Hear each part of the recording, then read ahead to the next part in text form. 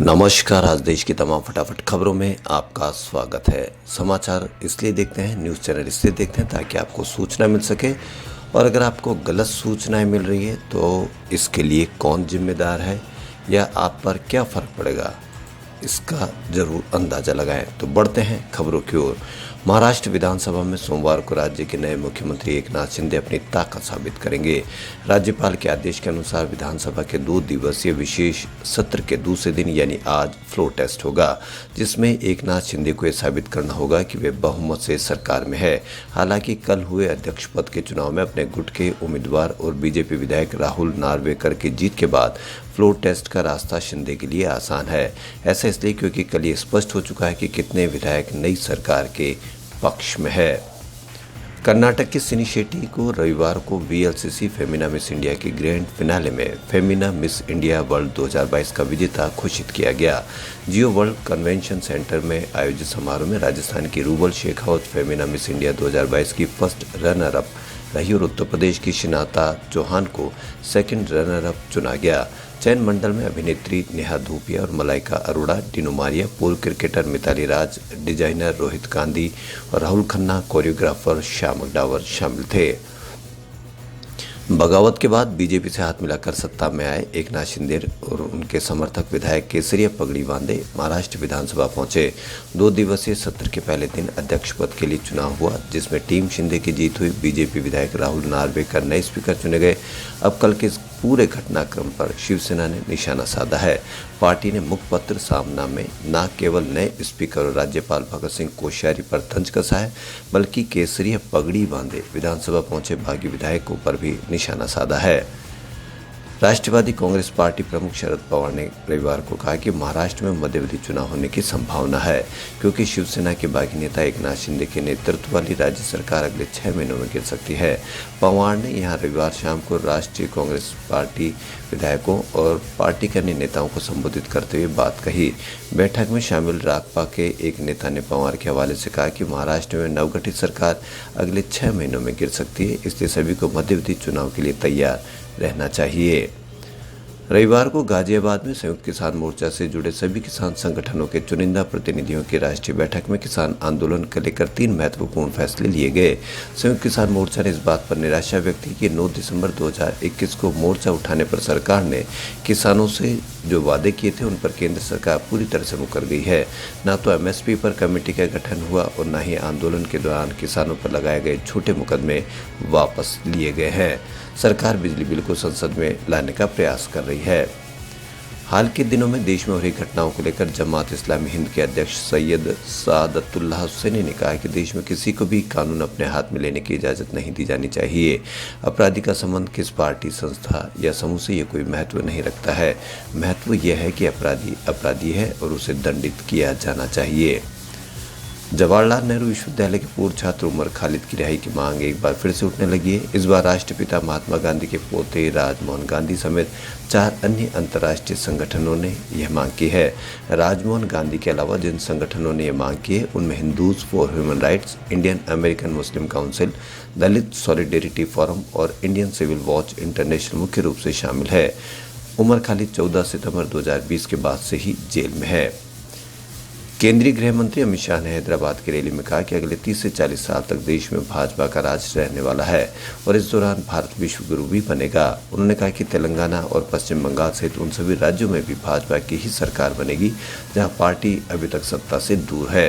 राष्ट्रीय कार्य समिति की यहां बैठक के दौरान पारित राजनीतिक प्रस्ताव पर अपनी बात रखते हुए शाह ने जातिवाद, वंशवाद और तुष्टीकरण की राजनीति को समाप्त करने का आह्वान किया।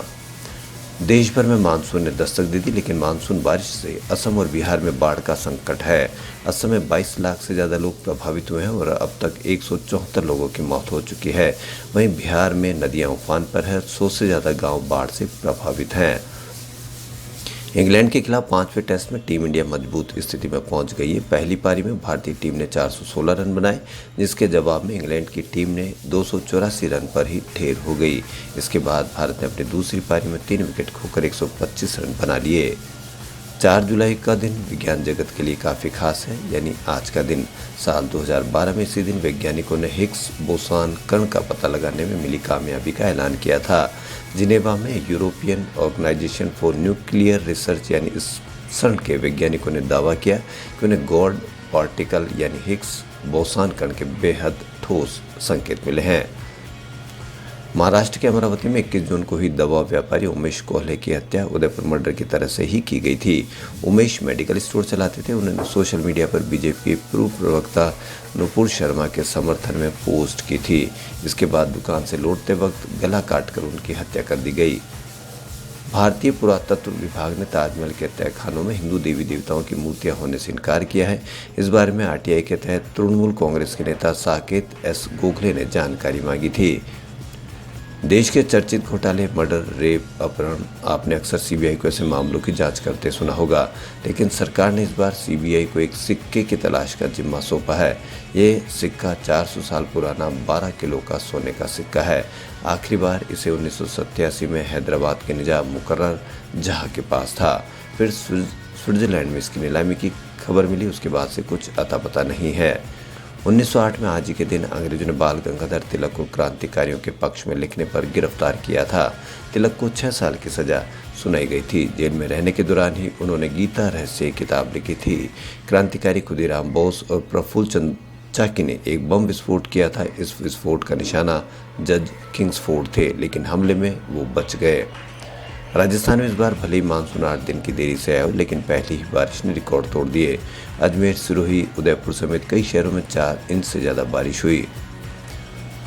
राजस्थान में सरकारी नौकरी की तैयारी कर रहे युवाओं को अगले 2 महीने में केंद्र और राज्य सरकार के 5 विभागों में लगभग 20,000 से ज़्यादा पदों पर भर्ती निकली है, जिसमें 10वीं पास से लेकर ग्रेजुएट तक आवेदन कर सकेंगे। बॉम्बे स्टॉक एक्सचेंज पर लिस्टेड टॉप 10 कंपनियों में से 3 के मार्केट कैपिटलाइजेशन में पिछले हफ्ते 73,630 करोड़ रुपए की गिरावट आई है। सबसे ज़्यादा नुकसान रिलायंस इंडस्ट्रीज को हुआ है। दूसरे नंबर पर हिंदुस्तान यूनिलीवर लिमिटेड को, तीसरे पर ICICI बैंक है। वहीं बढ़त वाली कंपनियों की बात करें तो इसमें TCS, HDFC बैंक, इन्फोसिस और भारतीय एयरटेल है। भारतीय सिनेमा जगत में ऐसी बहुत ही अभिनेत्रियां हुई जिन्होंने अपनी अदाकारी और खूबसूरती से लोगों को दीवाना बनाया है। 40 के दशक में भी ऐसी ही एक अदाकारा नसीम बानो थी, जिन्हें ब्यूटी क्वीन और पहली फीमेल सुपरस्टार कहा जाता था। आज के सिने प्रेमी शायद ही उन्हें जानते होंगे। 1930 के दशक से करियर की शुरुआत करते हुए उन्होंने 1950 के दशक तक अपनी एक्टिंग को जारी रखा था। आज उन्हीं नसीम बानो की बर्थ एनिवर्सरी है। खूबसूरत कितनी थी इसका अंदाजा इसी बात से लगाया जाता है। नसीम बानो का असली नाम रूशा आरम बेगम था। उनका जन्म 4 जुलाई 1916 को पुरानी दिल्ली में हुआ था। नसीम की मां शमशाद बेगम अपने समय की एक प्रसिद्ध गायिका थी। नसीम बानो की परवरिश शाही ढंग से हुई थी और वे स्कूल पढ़ने के लिए भी पालकी से जाती थी। नसीम की सुंदरता का अंदाजा इसी बात से लगाया जाता है कि उन्हें किसी की नज़र ना लगे, इसलिए वे हमेशा पर्दे में रहती थी। खबरों फिलहाल इतना ही। यदि आपको हमारा चैनल पसंद आए तो लाइक, सब्सक्राइब और शेयर अवश्य करें। धन्यवाद।